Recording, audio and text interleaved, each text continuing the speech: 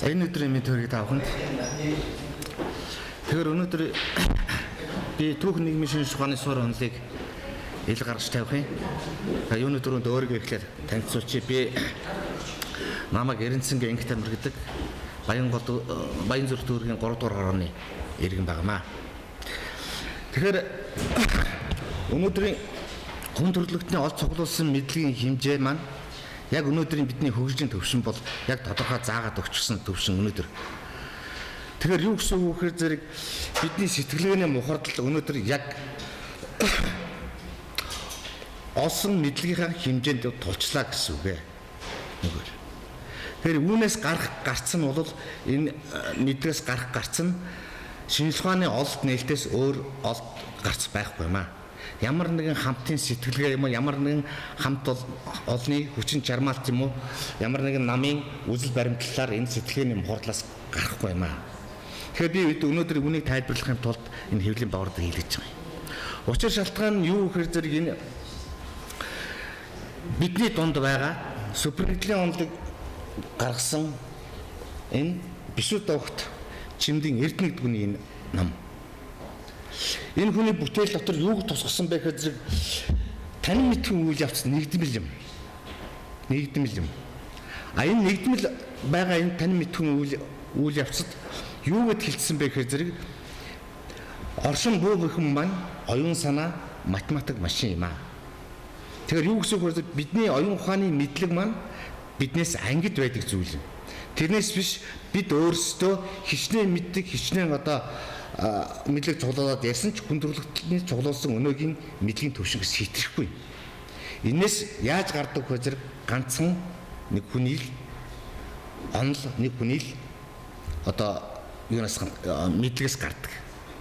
Тэгэхээр зэрэг шинжилгээ ухааны энэ хөө олд нээлтийг мэдэхгүй, танихгүй өнгөрдөг нь хүн төрөлхтний өөрийнх нь туулж өнгөрүүлсэн түүхэнд бол олон бий. Жишээ нь өдгөөс 100 жилийн өмнө Альберт Эйнштейний харьцахгүй ерөнхий онолыг 1960-аад он хүртэл болоод ерөөсөө баг матгад төрсөн байсан. Учир нь 1960-аад оны астрофизикийн хүчтэй хөгжлөг үед тэр хүний онол бол амьдралд харагдаж эхэлсэн. Тэгээд энэ хүний супернэтлийн онолоор бидний нийгмийн шинжилгээ ухаанд тавигдж байгаа өнөөдрийн асуудлыг шийдэх үндсэн инвариант буюу үндсэн учир шалтгаан тайлбарлагдаж байгаа. Тэр учир шалтгааныг бид юу гэж олж харах вэ гэхээр зэрэг танин мэдхүйн мэдлэг буюу оюун ухааны мэдлэг хүнээс ангид. Нэгүгээр хүний оюун ухааныг үндсэнд 3 хаваадаг. Оюун ухааны мэдлэгийг хүний мэдсэн бүхнийг юу. Нэгдүгээрт нь зэрэг бишрлийн мэдлэг, хоёрдугаарт нь танин мэдхүйн мэдлэг, гуравдугаарт нь оюун ухааны мэдлэг. Энэ 3 дахь оюун ухааны мэдлэг хүнээс ангид байдаг учраас бид өнөөдрийн энэ мухардалд яг хэвээр байгаад байгаа юм. Яг байгаад. Өнөөдөр өчигдөр Монгол Улсын ерөнхий сайхан бэлэг сайхан өгүүлсэн. Зөвшөлтчлийн тухай, итгэлцлийн тухай ярьсан. Бидний өнөөдрийн сэтгэлгээний хэмжээгээр хамгийн дээд хэмжээ нь ил. Гэхдээ энд маш ноцтой аюул цаана нуугдаж байгаа. Яагаад гэвэл итгэлцэл буюу зөвшөлтлийн дарангуйлал оргод бол бэлэн байна гэсэн.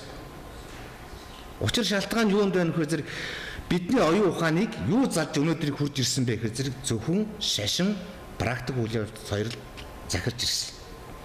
Тэгэхээр супернэтлийн онолоор энэ онолоор хүний оюун ухааны мэдлэг ангид байна гэдэг маань юу гэсэн үг вэ зэрэг бид ямар нэгэн хүчин зүйл дотор байна л гэсэн үг.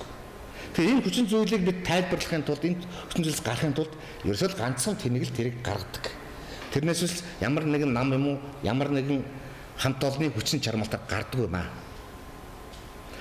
Тэгэхээр супернэтлийн онолын яг бидэнд инвариант тулгаад өгсөн зүйл бол ерөөсөө танин мэдхэн үйл явц нэгдмэл. Тэр танин мэдхэн үйл явц нэгдмэл гэдэг нь байгалийн шинжилгээ ухаан, нийгмийн шинжилгээ ухаан хоёр чинь нэгдмэл юм аа. Энийг садгаж ойлгож болохгүй гэсэн утга санаа байгаамаа. Тэгэхээр энэ танин мэдхэн үйл явц нэгдмэл гэдэг ойлголтыг бид яаж олох вэ зэрэг энэ шинжилгээ ухааны болон энэ байгалийн шинжилгээ ухааны түгээмэл үзүүлэлтүүдийг бид маш сайн мэдэх хэрэгтэй байна. Жишээ нь байгалийн шинжилгээ ухааны түгээмэл үзүүлэлтүүд донд юу орох вэ? Гравитац буюу таталцлын хүчин дэлхийн альч улам үндсэн бүтээгт адилхан байдаг. Гэрлийн урд хаанч тогтмол байдаг. А түүнтэй адилхан шинжлэх ухааны нөгөө байгалийн тэр бифуркац үзэгдэл бидний хосомж гэдэг үзэгдэл байнгын байдаг. Тэр бол бидний амьдрал донд оршоод байдаг. Тэр утгаар топологи нектрал буюу тэр математик хэрэглэх топологи нектрал бол байнга болж идэг үйл явц юм. Энэ юу гэхээр зэрэг боломжит параметрын уулзвар дээрээс л тесрэлтүүд бий болж идэг. Оюун ухааны тесрэлтч, байгалийн тесрэлч, галтуулан хэлбэрч. Тэгэхээр зэрэг энэ богино хугацаанд бол бүгдийг тайлбарлах хүнд бэрх. Тэгэхээр зэрэг Альберт Эйнштейний харьцангуй ерөнхий онол нийгмийн шинжлэх ухаанд зайлшгүй бифуркац буунаа.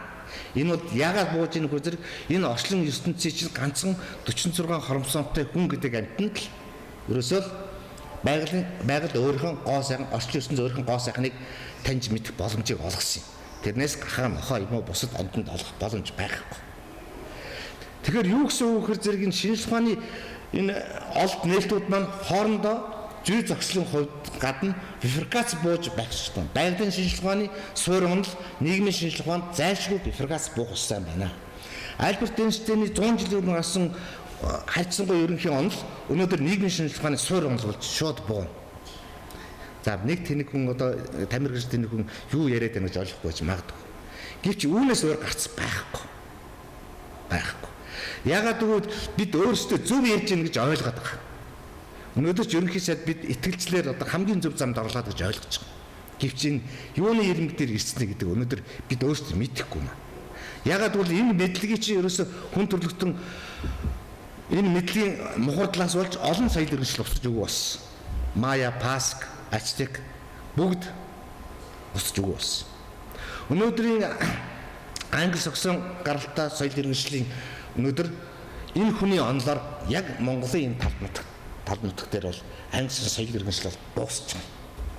Яг үннийг хэлэх юм бол нарийн ярих юм. Яг бол өнөөдөр би танарт нийгэм шинжлэх ухааны суурь онолыг гаргаад тавих гэж байна. Энэ бидний оюун санаанаас ангид зүйл. Оюун санаас ангид. Таны хэн байх хамаа байхгүй, миний хэн байх ёс огт хамаа байхгүй. Миний муухай байна уу, сайхан байна уу, таны дарга байна уу, цэрэг байна хамаа байхгүй. Таны ерөнхийлөгч байна уу, бидний гуйлагч байна уу, бидний гаж донтон байна уу, ерөөс хамаа байхгүй. Энэ ягаад гэвэл хүний оюун санаанаас ангид спонтан үзэгдэл буюу өөрөө өрнөх үзэгдэл болоод өрнөх ёстой. Энэ өөрөө өрнөх үзэгдэл болоод ёстой. Ойлгомжгүй мэт санагдаж магадгүй. Одоо би та бүхэнд одоо нийгмийн шинжлэх ухааны суурь онолын яг одоо юу хэлэх гээд байгаа гэдгийг л шууд гаргаад тавьчих. Тэгэхээр энд бидний сэтгэлгээ эрүүл байх ёстой буюу сэтгэлгээ эрүүл байх ёстой. Эрүүл байхын тулд юу хэрэгтэй хөө зэрэг бидний зайлшгүй оюун санааг удирдах явах хөдөлшгүй итгэл үнэмшил байх ёстой. Өнөөдөр ардчлал гэдэг итгэл үнэмшлийг бид бол өнөөдрийн оюун итгэл үнэмшил маань одоо шинэ бидний оюун ухааныг захирддаг. Тэр юу захирддаг вэ гэхээр бидний эрх ашигыг л зохицуулж өгдөг. Ардчлал бидний зөвхөн эрх ашигыг зохицуулж өгдөг. Ардчлал гэж жоохон юу хэлэх вэ гэхээр ерөөсөө л одоо хувийн болоод хамтын чөлөө төсөл зоргийг л одоо тэгшэртэй гэсэн хүсэл зоргийг л ардчлал гэж хэлээд байгаа шүү дээ. Уг нь бол. Гэтэ бүр одоо бол бид эрүүл сэтгэж чадж байгаа үед ардчлалыг тов тодорхойлж болох юм аа. Таны мэдгүй улс нэгдмэл гэдгийн учир санаа нь юу гэхээр зэрэг бид орон зай цаг хугацааг зайлшгүй хамарч иж эрүүл зөв сэтгэж ярих ёстой, бодох ёстой юм байна. Тэгэхээр зэрэг энд өөрт байгаа мэдлэгээ тий өөрт байгаа мэдлээ сайтарт нэгтэлж боловсруулад зөв газараа зөв цагтаа илэрхийлж чадах юм бол тэрийг л эрүүл сэтгэлгээ гэдэг. Эрүүл сэтгэлгээ. Болоогүй багт нь олон юм яриад юм уу? Зөв юмаа буруу цагтаа яриад юм уу? Энэ бол зүгээр димэрл. Нэг ясандаа энэ бол оюун ухааны димэрл буюу шизофрен гэж нэрийг хамарцсан. Энэ сомликас үзэгдлүүд нийгмийг бол дэндүү их одоо ноёлоод байгаа. Энэ бол цаг үеийн ноёлсон парадигм үзэл суртал юм аа. За тэгэд эрүүл сэтгэлгээ бид тодорхойлж чадсны үндсэн дээр юу тодорхойлж чадах вэ зэрэг энийг бол одоо жишээ нь энийг л эрүүл сэтгэлгээ нэгээд би хэлчихлээ шүү дээ. Энийг няцаачих тийм өөр агшин гараад ирэх хүн байхгүй. Яг л боломж байхгүй. Боломж ямар ч боломж байхгүй. Энэ л эрүүл сэтгэлгээ. Нийгмийн эрүүл сэтгэлгээг яг л энэ замаар явах хэрэгтэй. А тэгвэл дараагийн нэг асуудал юу гэхээр бид ардчлаа өөрөөсөө тогтоогод эхлэх хэрэгтэй. Ардчлаа зөв тодорхойлох хэрэгтэй. Ардчлал гэж юу чухам яг юу хэлэх вэ гэхээр зэрэг хувийн болон хамтын эрх ашигыг түгээмэл ирэх ашиг л одоо түгээмэл ирэх захирдаж түүний зохицохлыг хангахыг арчлах гэж байна. Нэг өсөндөө хувийн болон хамтын ирэх ашиг нь түгээмэл ирэх захирдаж түүний зохицохлыг хангахыг л арчлах гэж байна. Тэрнээс арслах нэрийн дор жишээ нь одоо юу гэдэг юм хаа хамаагүй яваад ах юм асуудал биш. Тэгэд нийгмийн шинжилгээ ухааны суурь онолыг өнөөдөр яагаад заавал өнөөдөр гаргаж тавих гээд байна гэхээс би дөнгөж түрүү хэлсэн. Өчигдөр ерөнхий сайд маань зөвшөөрлөж түншлэлийн одоо хамгийн том одоо бидний оюун ухааны өнөөдөр хамгийн дэд зэгтээ хүрч зөвшөөрсөн. За одоо л бид аршилт орох нь гэж ойлгож байгаа. Одоо л бид зөв болгоно гэж. Гэтэл тэдний оюун ухааныг зохицуулах хөдөлшгүй итгэл үнэмш байхгүй бол сарын дараа тэд дийлдэшгүй юу бол дийлдэшгүй хүчин зүйл болж байгаа. Яагаад гэвэл тэнд олигарх болон тэд хамтын ухамсар бус сэтгэлгээ ноёлж байна. Энэ хамтын ухамсар сэтгэлгээс гарахын тулд байлгахын тулд бид хүнд биш хөдөлшгүй итгэл үнэмшд болдох хэрэгтэй.